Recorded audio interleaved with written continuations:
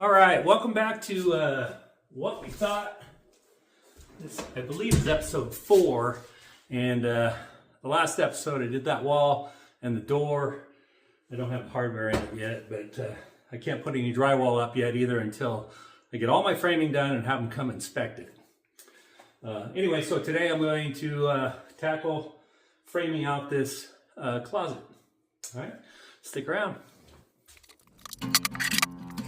All right, so to build this closet wall, this room is too small to build the whole wall inside the room and then stand it up. So I've got to build 3 separate walls.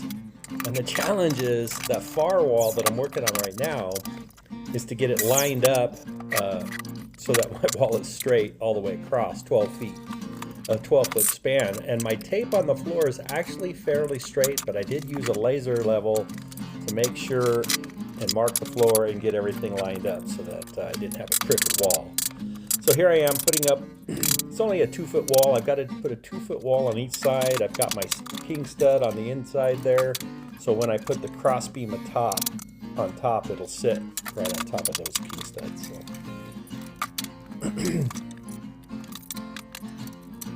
There we go. Getting it all, using my level. And then I've got to mark off 8 feet because that's where my sliding doors are going to go. And then I have to measure out the 2 feet for the next wall.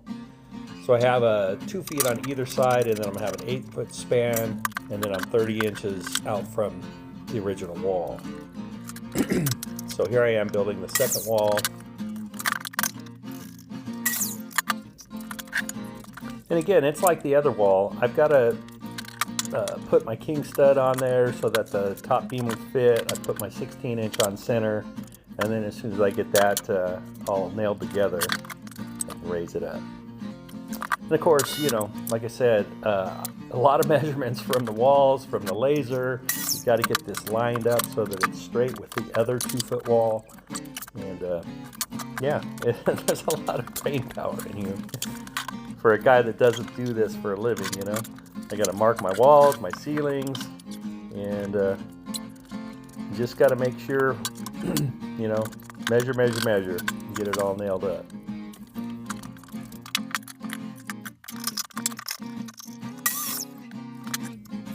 And since this is such a small room, you know, I have to bring my wood in just pieces at a time, each wall, and get them cut up, and then get them framed up. I'm lucky I have enough room to actually nail the framed walls together.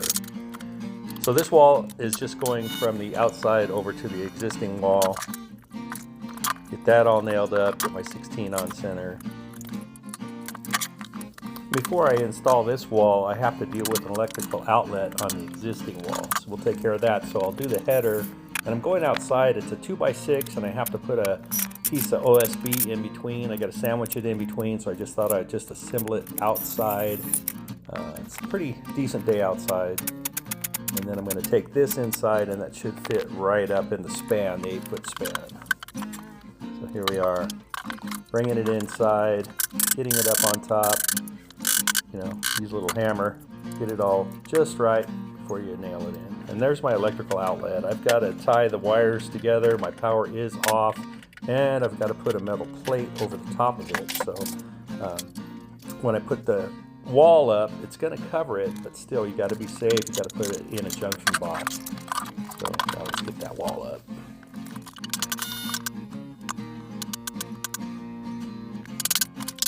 Okay, so looking pretty good. And of course, every now and then I got to take a little time and do a little cleanup so that I have room to be on the floor and cut. Just don't like to do it in a mess.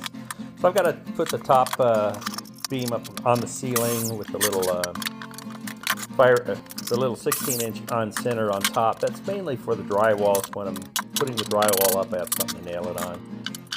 This is unconventional. I know I didn't build the whole wall by itself, so I have to do it all in steps. All right, so I got that up. And now I get to cut all the pieces for the 16 on center. And after that, I'm going to do all of my fire breaks. And that's just putting a little piece of wood in between each stud. We're going 50 inches high in this house is for the top one, and then put one right underneath it. Yeah, just about finished here. And then after this, be able to get my inspection done.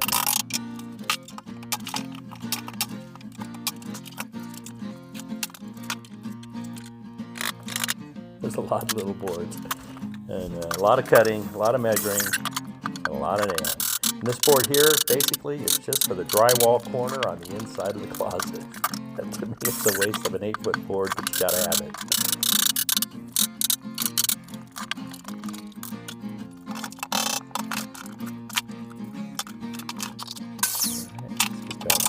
Last one in there, I believe.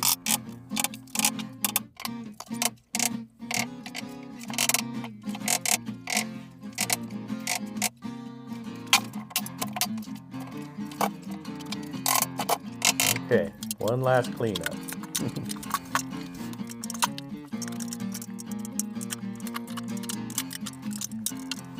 It's just part of the job. You got to keep the room clean. And there you go. There's my closet. Okay, I think I got my closet framed up. There's going to be an 8-foot door right here. Sliding doors right here, 8 feet. I don't have those yet. I have to get all the framing done so that I can get it inspected before I could do any drywall. And there's a lot of work to this. I had to use more brain power on that than I can even think of, because I'm not a contractor. I'm just a homeowner, a DIY homeowner. And I used the laser level to get that straight shot across. And then, trying to find straight wood from Home Depot is a challenge. So there we are. I'm pretty sure with everything that I've got now, I'm ready to get it inspected before I can drywall, but I think I'm there. All right, thanks for checking this out. That was quite the chore. If I was a contractor, and I've done this, 100 times before, it probably would only take me a couple hours. This ended up taking me for probably 5.5 hours. That includes cleaning up, that includes carrying in wood and everything and doing all my cuts. Probably, I don't know, of that time, probably at least half of it just thinking about it. What I got to do, how am I going to do it?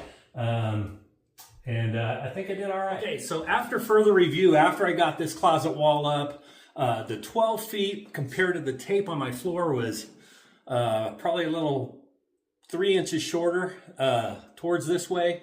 So that, after looking at it and after doing a bunch of measuring, we're going to do a design change. So come back next week and check out what we're going to do.